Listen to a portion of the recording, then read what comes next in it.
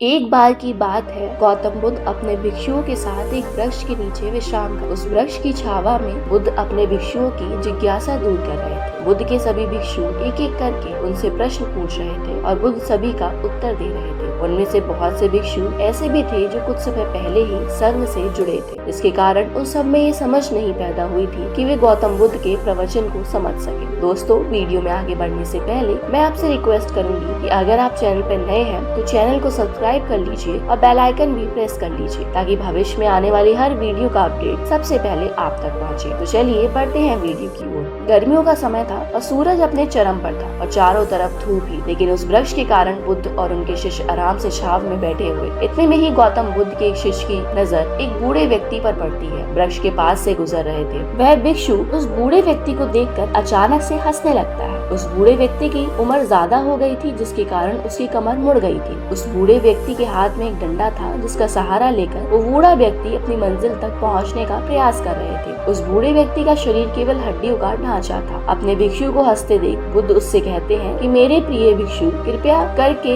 हंसो मत, क्योंकि जिसे देखकर अभी तुम हंस रहे हो वह कोई साधारण व्यक्ति नहीं है, बल्कि यह व्यक्ति इसी क्षण तुम्हारे जीवन को रूपांतरित करने की क्षमता रखता है, जो आज तक मैं तुम्हें सिखा नहीं पाया। वह ये बूढ़ा व्यक्ति तुम्हें सिखा रहा है। इसके द्वारा दी गई सीख को बेकार न करो। बुद्ध की ये बात सुनकर वह भिक्षु बुद्ध से कहता है, मुझे क्षमा करें बुद्ध, पर मुझे ये समझ में नहीं आ रहा है कि एक बूढ़ा व्यक्ति जो खुद अपने शरीर को अपनी बीमारियों से लाचार है, वो मुझे क्या सिखा सकता है। फिर बुद्ध उस भिक्षु से कहते हैं कि ये बूढ़ा व्यक्ति तुम्हें तुम्हारा भविष्य दिखा रहा है। इस बुढ़ापे और लाचारी को देखकर तुम अभी हंस रहे हो, वह बुढ़ापा और लाचारी तुम्हारे जीवन में भी आने वाली है। वह बूढ़ा व्यक्ति तुमसे कह रहा है, अभी समय है इस स्वस्थ शरीर को अच्छे कर्म करने के लिए उपयोग करो। अगर तुम्हारा ये स्वस्थ शरीर तुम्हारे हाथ से निकल गया तो फिर से वापस नहीं आए, और अभी तुम्हारा ये शरीर सही से काम कर, जैसे कि तुम्हारे हाथ, पैर, आँख, कान और ये सभी चीजें सही से काम कर रही है। क्या ये छोटी बात और क्या तुम इसे मामूली सी बात समझ रहे हो? ये घटना कोई साधारण घटना नहीं है। जो भी घटना तुम्हारे साथ घटी, ये घटना तुम्हारे जीवन को बदलने की क्षमता रखती है। ठीक इसी तरह की घटना ने मेरा जीवन बदला, और इस तरह की घटना के कारण आज मैं बुद्ध। फिर वह भिक्षु बुद्ध से कहता है कि क्षमा करे बुद्ध, परंतु ये विचार मेरे मन में आया ही नहीं कि मैं उस बूढ़े व्यक्ति से कुछ सीख सकता हूँ। उसे देखकर केवल मुझे हंसी आई। फिर बुद्ध कहते हैं, ऐसा इसलिए हुआ क्योंकि तुम्हें अपने भीतर कहीं न कहीं लगता है कि जिस बुढ़ापे और लाचारी का सामना आज वो बूढ़ा व्यक्ति कर रहा है, तुम्हें लगता है कि तुम उसका सामना नहीं करोगे, इसीलिए तुम उस बूढ़े व्यक्ति को देखकर हंस पाए। तुमने सच्चाई को नजरअंदाज कर दिया। अगर तुम सच्चाई को देख लेते तो चाहकर भी